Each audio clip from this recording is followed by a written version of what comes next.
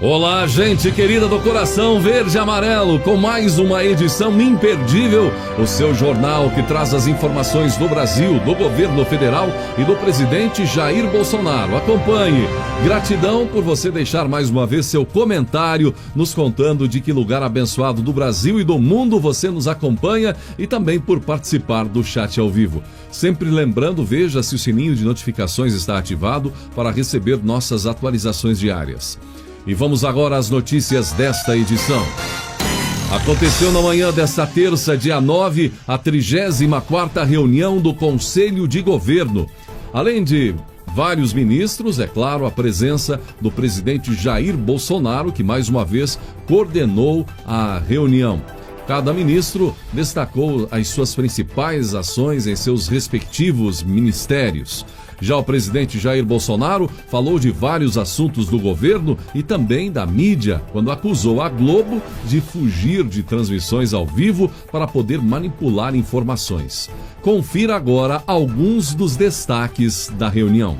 No dia de ontem, mais um dado da OMS, que a grande mídia ainda não divulgou. Tenho certeza que a mídia vai dar um grande destaque no dia de hoje nessa matéria, tenho certeza absoluta, levando-se em conta a isenção e o compromisso da imprensa brasileira com a verdade, acima de tudo. A transmissão por parte de assintomáticos é praticamente zero.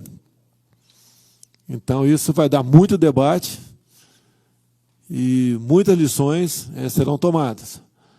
Então, com toda certeza, isso pode sinalizar a uma abertura mais rápida do comércio e a extinção daquelas medidas restritivas.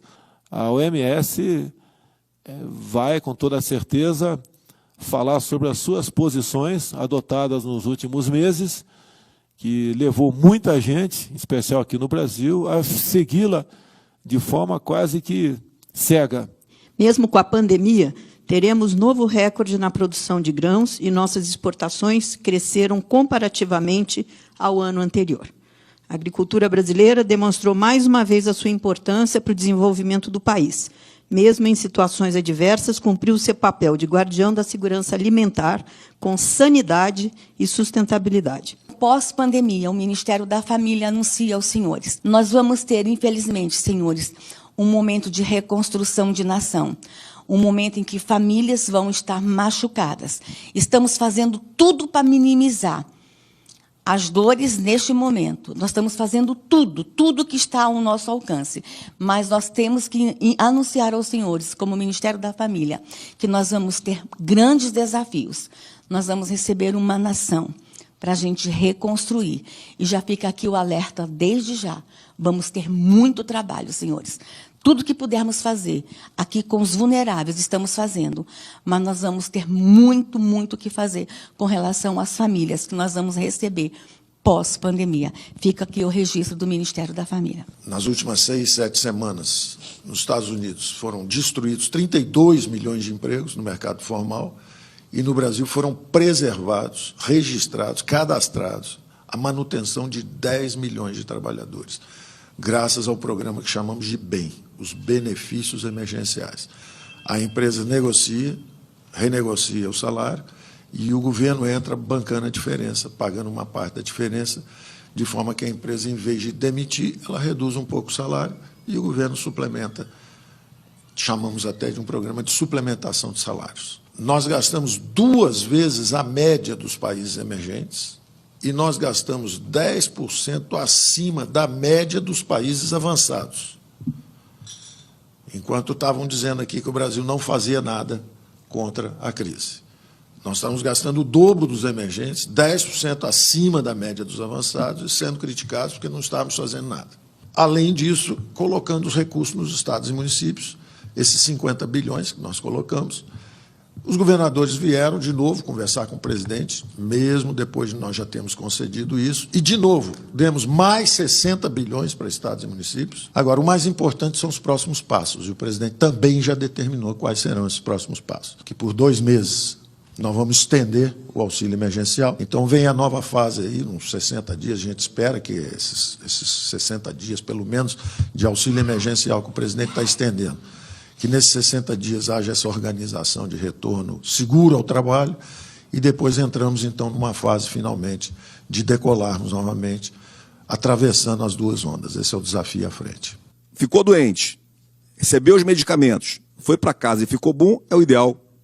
Ficou doente, recebeu os medicamentos, foi para casa, precisou retornar para o tratamento, ele vai para a unidade de suporte ventilatório. Começa com catéter de alto fluxo, começa com pronação, colocar de barriga para baixo, para o pulmão funcionar melhor. Continua com a respiração não invasiva, usando o BiPAP, usando aquela proteção para não espargir, que foi trabalhada lá em Manaus, isso daí, está no Brasil, está no mundo. E, por fim, respiradores ainda dentro da unidade de suporte ventilatório. Só se esse paciente agravar muito, tiver outras comorbidades, tiver problema renal, cardíaco, aí vai para uma UTI, que é especificamente uma UTI. Esse, em resumo, são os dois grandes trabalhos que nós estamos fazendo. Trabalho de testagem, diagnóstico e trabalhando com o manejo dos pacientes. A testagem de teste rápido, ela avalia especificamente se você está ou não com os anticorpos que o próprio corpo produz, porque quem combate o vírus são os nossos anticorpos. Os remédios que nós tomamos é para nos manter aptos durante o combate dos anticorpos. Não é para mais nada. Os remédios é para nos manter aptos, porque é a fabricação de anticorpos e as ações dos anticorpos no vírus que vai fazer com que a carga viral caia. Então, quando o corpo ele produz esses anticorpos, aparece no teste rápido, que só aparece a partir de 1 grau de produção do anticorpo. Se você fizer o teste rápido no primeiro, segundo, terceiro, até o 6º dia, 5º dia, a probabilidade de não dar nada é enorme. Só a partir de um certo grau da curva que você passa a ter, efetivamente, anticorpos suficientes para aparecer no teste rápido. Então, é por isso que a estratégia está sendo toda discutida com clareza e já está bem adiantada para ser solta, apresentada. Eu gostaria aqui de deixar algumas coisas muito claras. Senhores, os dados, eles precisam ser completos e sem nenhum tipo de dificuldade de acesso.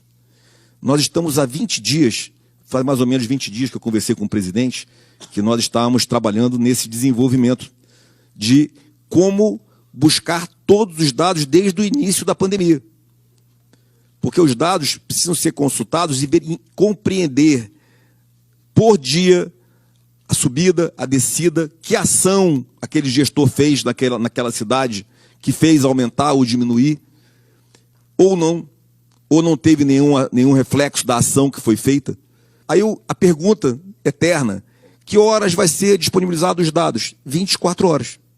Os dados estão disponíveis 24 horas. No momento que os dados chegam e são atualizados no BI, eles estão atualizados. Aqueles que não estiverem desatualizados é porque não chegaram os dados ainda e estão em compilação. Não existe horário. O horário pode ser às 16 horas, às 17 horas, às 18 horas. É a hora que o dado daquele dia chega, é compilado e colocado à disposição. Senhores, quanto mais cedo o dado chegar, mais cedo ele é compilado, mais cedo ele é colocado no BI, mais cedo todos têm acesso 24 horas aos dados. É muito importante compreender como é importante nós termos os dados completos. É muito importante compreender a responsabilidade do Ministério da Saúde em colocar dados que você observa o dado e sabe que eles não estão completos. Então, é ao contrário, 100%, 80 graus, ao contrário do que está se discutindo em mídia e em outros canais. Nós estamos trabalhando para mostrar ao contrário, 100% dos dados. E com a modelagem regional, estadual, cidade, capital, região metropolitana e interior, nós podemos colocar ali os dados que cheguem para aquele dado. No primeiro dia que eu cheguei, apresentei para o presidente que eu tinha dúvidas sobre como estavam sendo colocados os números. As minhas dúvidas eram em cima do que estava sendo enterrado e não estava com os registros corretos para cima.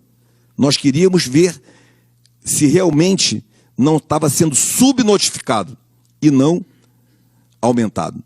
Nós estávamos buscando o número verdadeiro para evitar a subnotificação. Nós nunca falamos de hipernotificação. Nosso medo é que estivesse havendo subnotificação. E isso nós buscamos, trabalhamos para ter os dados reais. Todo o restante é apenas discussão, interpretação, mídia, combate, como colocou aí o ministro Onyx. Nós não temos medo da verdade. E a gente lamenta, sim, as especulações, as mentiras que um órgão de imprensa especial teima em rotular esse governo. Ao vivo, eles fogem de nós. Eles querem sempre gravar para editar e fazer as suas especulações.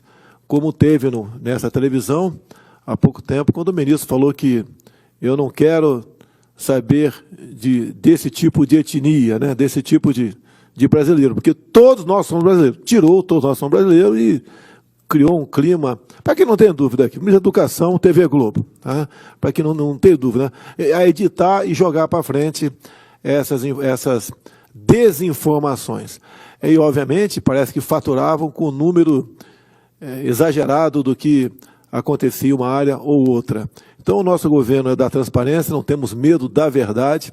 Tenho orientado meus ministros, não determino, que participem de debates em televisões, preferencialmente ao vivo, porque gravando você já sabe nessa televisão, né, o que vai acontecer com a sua devida participação. Mas como eu costumo perdoar todos, eu perdoo essa televisão, espero que ela volte à rotina lá de trás, tá, onde realmente tinha a verdade como produto da informação. Estamos vendo as polêmicas levantadas pela OMS, a Organização Mundial da Saúde, que ora diz uma coisa, ora diz outra. Uma das mais recentes polêmicas é sobre a não transmissão de corona em pessoas assintomáticas, ou de pessoas assintomáticas. Em sua tradicional interação com apoiadores e também com a imprensa, nesta terça-feira, o presidente Jair Bolsonaro falou sobre isso, sobre a OMS, o ex-ministro Mandetta, sobre o auxílio emergencial e ainda sobre a Rede Globo. A OMS, no dia de ontem, diz que os assintomáticos raramente, ou melhor, chega próximo de zero a possibilidade de transmissão. Então isso vai mudar, no meu entender, toda aquela sistemática que governadores e prefeitos adotaram no Brasil do isolamento quase que absoluto, do fique em casa a qualquer preço. E desde lá de trás eu vinha falando que devíamos nos preocupar com a questão do desemprego também. Houve uma despreocupação nesse sentido. O preço vai ser bastante alto a ser pago por todos agora, em especial pelos informais, aqueles que perderam seus empregos, tiveram seu salário reduzido, prejudicando muito a questão da economia do Brasil. E isso tem um preço, e o preço vem em forma de vidas, sofrimento, tristeza, depressão, questões familiares, violência doméstica, violência contra a criança, e resolveram simplesmente, né, uma parte da mídia, não são todos,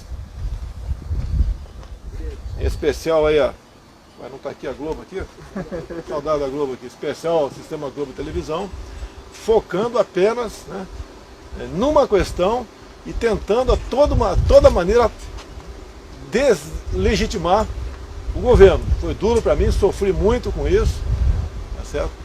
Não houve naquele momento a possibilidade de ser ouvido por parte da mídia, de uma forma quase que geral, e esse outro lado, apenas críticas e mais críticas. A conta está aí, chegou alto para pagar, lamento as mortes, não só a morte por coronavírus, mas todo e qualquer tipo de morte, que a morte é algo que, por mais que se espere muitas vezes daquela pessoa, dada a idade, a doença, a gente nunca se conforma, lamento. Tá? Esses especialistas, por incrível que pareça, não acertam uma. Nós temos que ser realistas, uma realidade. Nós sabemos que não tem comprovação de nada no Brasil. Até a hidroxicloroquina não tem comprovação. O MS voltou atrás, né? Desaconselhou estudos e pesquisas nesse sentido, depois voltou atrás. Então a MS é uma organização que está titubeando. Parece mais um partido político, Tá? Não é à toa que o presidente americano deixou de lado, aí, deixou de contribuir para a OMS. O Brasil vai pensar nisso, então logo acaba esse problema da pandemia, a gente vai pensar seriamente se sai ou não, porque não transmite mais confiança para nós, né? Muita gente perdeu a vida não pelo vírus, mas por ter ficado em casa. Muita gente sente dor no peito, não foi para o hospital com medo do vírus, acabou infartando e falecendo. Então mortes, né, de outras formas houveram bastante no Brasil e no mundo todo.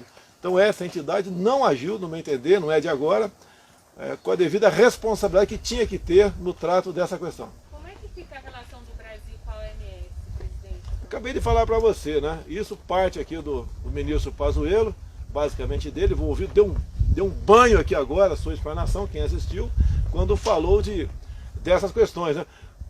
Com muito mais conhecimento que o antepenúltimo que passou por aqui, e vai estar à disposição agora na Câmara. Agora, a OMS, no meu entender, perdeu a sua credibilidade. O próprio falo que o Pazuello aqui não é médico, né?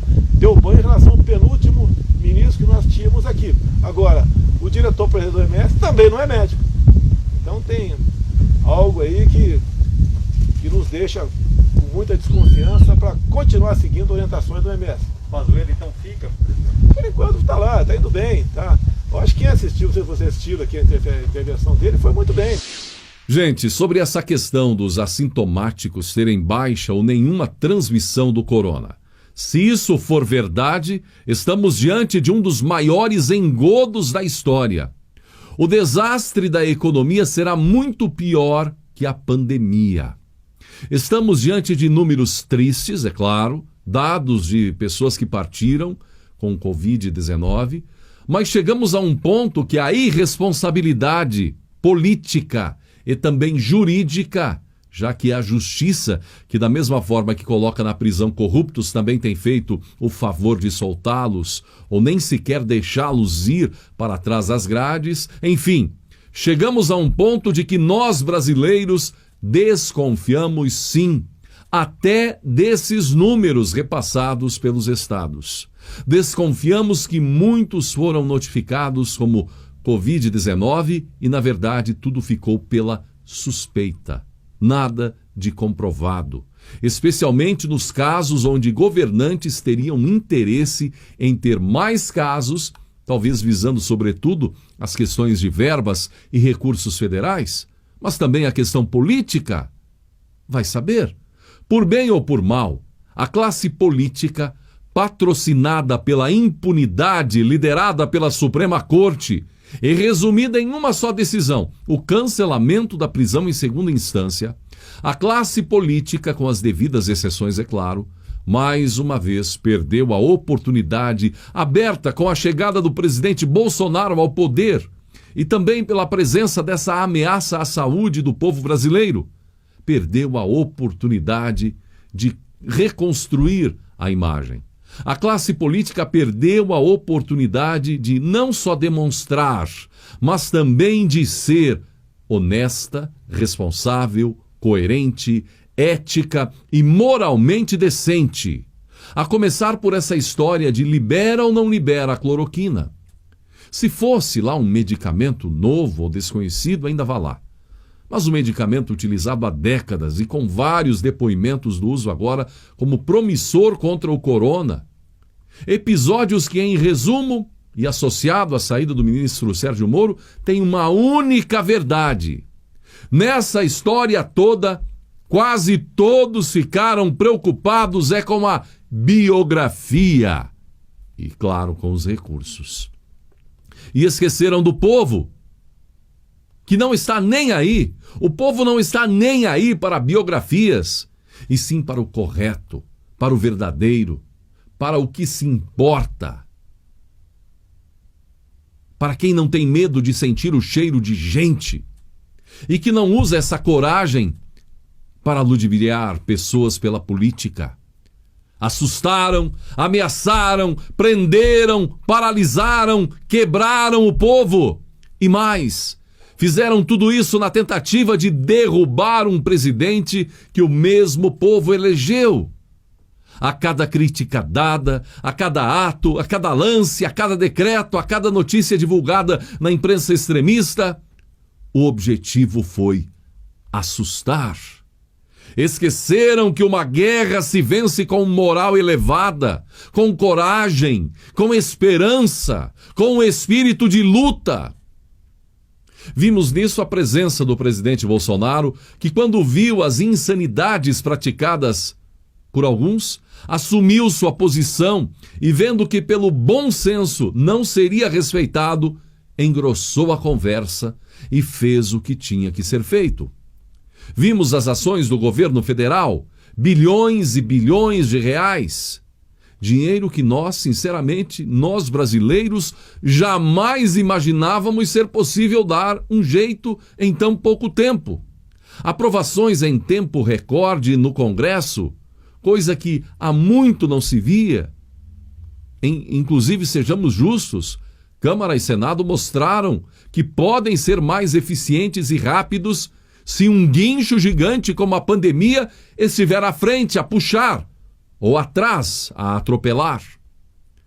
Porque, claro, não devemos negar a seriedade também da situação, o perigo da doença, mas tomar atitudes responsáveis e apolíticas é dever de todos. Sempre, sempre.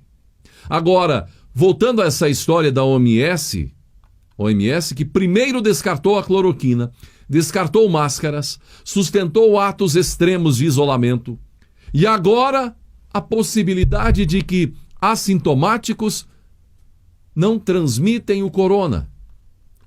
Se isso for confirmado de fato, a Organização Mundial da Saúde finalmente pode conseguir chegar ao topo do Everest da pandemia e lá poderá então fazer as orientações corretas. Ocorre que quando lá chegar, descobrirá ou encontrará o presidente Jair Bolsonaro, que já estava no topo há um bom tempo e de lá gritava, alertando as consequências desastrosas da crise econômica e social que os excessos e determinadas políticas poderiam e estão ocasionando no seio de toda a população.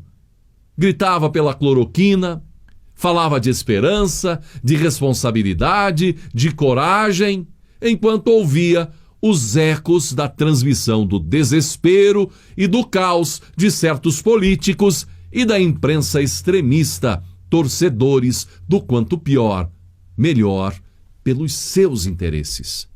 Os interesses da imprensa extremista, da esquerda, não fossem as medidas do governo federal, não temos ideia de como estaria a população de muitos estados. Curioso que em outros lugares, estados como Minas Gerais, com uma significativa parcela da população brasileira também, os números são bem diferentes dos de São Paulo e do Rio, por exemplo.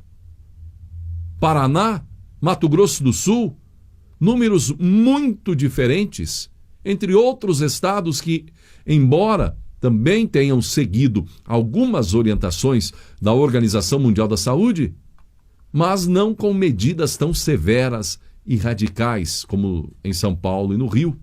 Curioso ainda que Rio e São Paulo, dois dos estados que mais movimentaram pessoas no período do carnaval, e depois, dois dos estados que mais tiveram medidas extremas, curiosamente, os dois estados dos mais afetados no Brasil pelo corona. E lembramos que o governo federal declarou estado de emergência no país no início de fevereiro, sendo que o carnaval foi realizado só no final daquele mês, portanto, deveria ter sido cancelado em nome da saúde da maioria da população que não pula carnaval e seguindo a recomendação e o decreto do governo federal. Enfim, em resumo é isso. A OMS talvez chegue ao topo para encontrar as soluções adequadas, mas quando lá chegar, vai se deparar com o presidente do Brasil, Jair Bolsonaro, um dos poucos que teve coragem para enfrentar o sistema e dizer e orientar pela verdade, sem se preocupar com a sua biografia. Deixe seu comentário, nobre brasileiro, sobre como está a sua vida. Se você pertence, por exemplo, a uma das classes atingidas pela crise, nos diga como está. Lembro a classe de músicos do sul do Brasil, do Nordeste, bandas que não estão na televisão e nem captam recursos com mega transmissões em lives, mas que são responsáveis por empregos, estrutura, famílias, só para citar uma classe nunca lembrada. Qual é a sua área? E como o radicalismo do combate afetou a sua vida mais do que o corona em si? O presidente do Supremo Tribunal Federal, Dias Toffoli, disse que não há cabimento em manifestações que pedem o fechamento da corte ou pedidos de saída de seus ministros. Toffoli questionou: demitir os ministros do STF e colocar o quê no lugar? Fazer o quê? Trazer o quê como solução?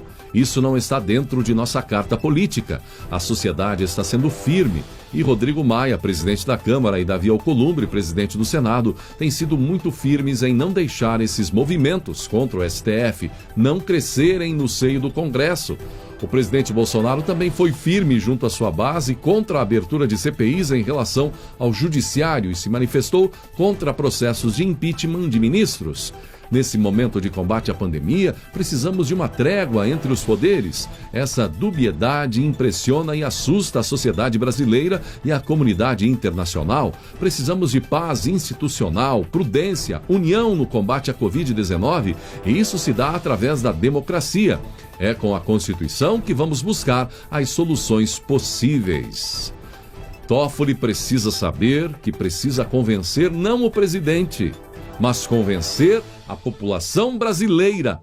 E essa só conseguirão convencer de uma forma ética, moral, seriedade, vergonha na cara, decisões justas, derrubada das mordomias abusivas e respeito ao povo brasileiro. Respeito que não é feito com uma capa preta, nem com terno e gravata, cabelo no lugar, sapato lustro, cerimônias, protocolos e luxuosos carros pretos. Respeito da população brasileira se conquista, no caso do STF, com justiça de verdade. E outro que está pedindo trégua é o governador do Rio de Janeiro, Wilson Witzel. Ele afirmou que espera deixar de lado as diferenças com o presidente Jair Bolsonaro e retomar o diálogo com o governo federal. Em entrevista à Rádio Band News, na manhã desta terça-feira, dia 9, Witzel disse que uma reaproximação com o governo seria positiva para o Rio de Janeiro e para o Brasil. Nós temos muitos problemas e soluções para serem apresentados ao presidente. Eu continuarei crítico de forma respeitosa, como sempre fui, disse ele, e espero que o presidente possa me receber para que a gente possa conversar e encontrar juntos as soluções, declarou Witzel. Ele falou isso ao ser questionado se foi a operação da Polícia Federal que o fez mudar de ideia. Que a Globo está agindo como uma porta-voz do PT, faz tempo que você já sabe. Vimos até música do comício do PT em pleno Jornal Nacional. Agora, a deputada federal Gleisi Hoffmann, presidente nacional do Partido dos Trabalhadores, admitiu que, no momento, a sua sigla está alinhada com a Rede Globo. Em conversa ao portal UOL, nesta terça-feira, dia 9, Gleisi disse que as opiniões da Globo em relação ao presidente Jair Bolsonaro se igualam às do PT. Gleisi disse: agora a Globo tem sido muito crítica com o Bolsonaro, é verdade, e acho que ela está fazendo a cobertura do que é a realidade do governo. Hoje as opiniões da Globo em relação ao Bolsonaro se igualam às nossas. Não somos nós que estamos igualados à Globo, nós já éramos oposição firme e sistemática, disse ela. Gleisi Hoffmann também afirmou que o partido é favorável ao impeachment do presidente Jair Bolsonaro e de seu vice, o general Hamilton Mourão. Tendo em vista este cenário, ela disse que o partido defende um projeto de emenda constitucional que propõe a realização de eleições. Não basta tirar Bolsonaro e deixar o Paulo Guedes, disse ela. E ainda foi mais longe, quer novas eleições e quer Lula candidato. Os comentários não foram lá muito bons para a entrevista. Primeiro, afirma que o PT está alinhado com a Globo ou vice-versa. Depois, quer derrubar o presidente em nome da democracia em um país tão livre que permite que alguém afirme categoricamente isso e que defenda o nome de um condenado para ser seu candidato em uma nova eleição. E some tudo isso ainda ao histórico de corrupção do partido qual ela dirige. Bem, um lado já admitiu, PT está alinhado à Rede Globo para tentar derrubar Bolsonaro. O que você acha disso? Era uma tarde ensolarada de sábado em Oklahoma. Meu amigo e pai orgulhoso, Bob Lewis, estava levando seus 2 garotos para jogar mini-golfe. Ele foi até o sujeito na bilheteria e disse: "Quanto é a entrada?" O jovem respondeu: $3 para o senhor e $3 para cada garoto acima de 6 anos. A entrada é livre para as crianças de 6 anos ou menos. Quantos anos eles têm? Bob respondeu: "O advogado tem 3 e o médico tem 7. Então acho que eu lhe devo $6.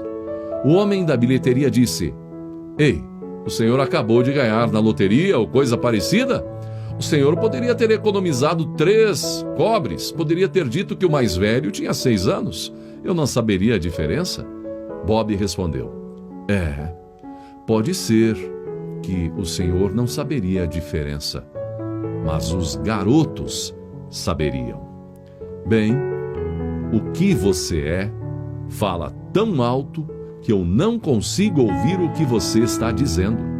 Em tempos desafiadores, quando a ética é mais importante que nunca, certifique-se de dar um bom exemplo a todos com quem convive, com quem trabalha, com quem se relaciona.